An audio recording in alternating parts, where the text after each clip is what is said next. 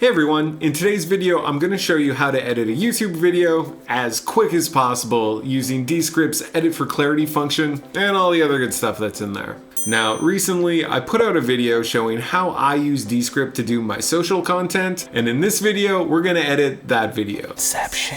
Now we're here in my Descript project and I've already dropped in my long video. You can see in the bottom here it's over an hour long because I had to do a lot of takes. It's underlined all the filler words here, and you can see all the spaces from where I had to pause. There's probably a few swear words in there. If you've ever tried to shoot this type of content, you know how it goes. So what I'm gonna do is go to the actions drop down, choose Ask AI, then choose Edit for Clarity. You could probably also just type in Edit for Clarity. Now you can see automatically it puts in a prompt for us. I'm gonna try adding a bit to it because I know where I made the mistakes.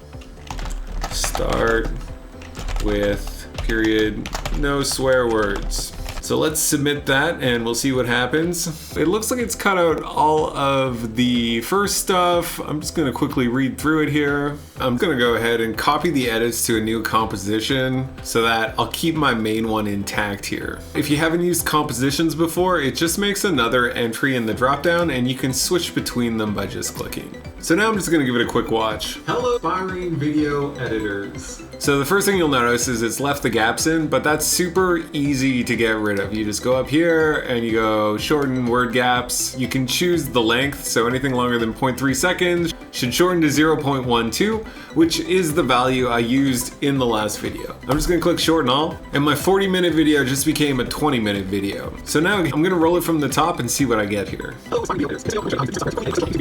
So I have two intros to choose from here, which is actually kind of nice. I like the energy of the second one, but the first one has better delivery, so I'll just delete the text and watch it from there.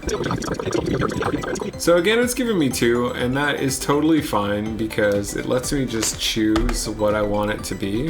One piece of feedback I'd have for the Descript team is when you do multiple takes, you don't always say the exact same thing, and the detection of if it's the same take still has a little ways to go. But overall, it's still going way faster than watching it on a traditional timeline. If there's still word gaps in your file, you can just right click, change it to 0, and then play it back, and it's great. If you notice any spelling mistakes, just highlight the word, click correct, and update it because it only takes a second and it makes it way easier when you're reading the script. Also, at the end of this project, we're gonna export the subtitles, so you're gonna wanna make sure that they're correct. For this section where I'm just watching the video, I wanna speed it up. So what I did was make a chapter at the beginning and the end of the section that I wanna speed up. Then I click the media and make it like 6x. So now when I watch it, it just took it from 13 seconds to 2 seconds. So now when I watch it, it goes all fast. Sometimes the way that it edits it doesn't take into account the take. So this timeline, you can just use the hand. And that one you can hear me start laughing at myself. So what I'll do is just click it, it'll undo that edit, and then I can take the part that I think is better. Just keep taking it, just chop. You'll see this word's getting cut off here, so again, you just gotta cut it and then help it out a little. And thanks for watching, and I'll catch you next. So there you have it. I took an hour of raw footage and I edited it down to a watchable video in about 45 minutes. Now, this is the first time I've let the AI do all of the selection of the scenes, and while I do think there is room to improve there, it did remove a lot of the pressure on me as the creator to also choose which versions of myself to put out there. When I watched the Descript edit, I'm like, yeah, good enough. Done is better than perfect, and what was given back to me was pretty good. I'm honestly not sure if I would have done it better if I had have line by line gone through the whole thing, and I definitely saved a bunch of time. My personal editing process with Descript is to do a first pass like this to get all of the picture in place. Then I go back, add some music, add some sound effects, add little stickers and GIFs to amuse myself and keep the video feeling as though it's going along. But since this video is shot horizontally, I'm also gonna wanna do some vertical videos, and that's again why compositions are pretty cool, because I can just go up to my drop down and choose to duplicate this composition.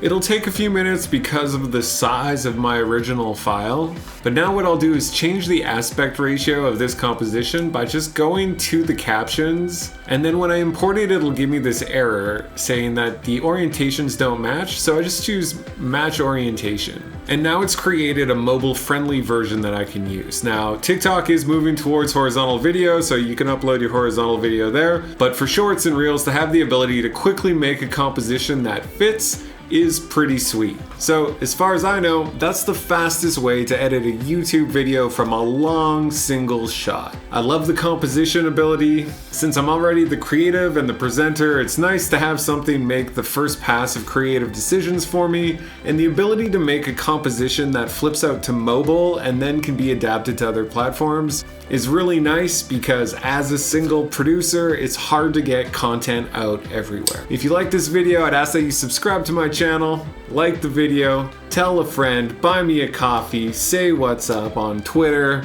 Stay creative out there, and thanks for watching.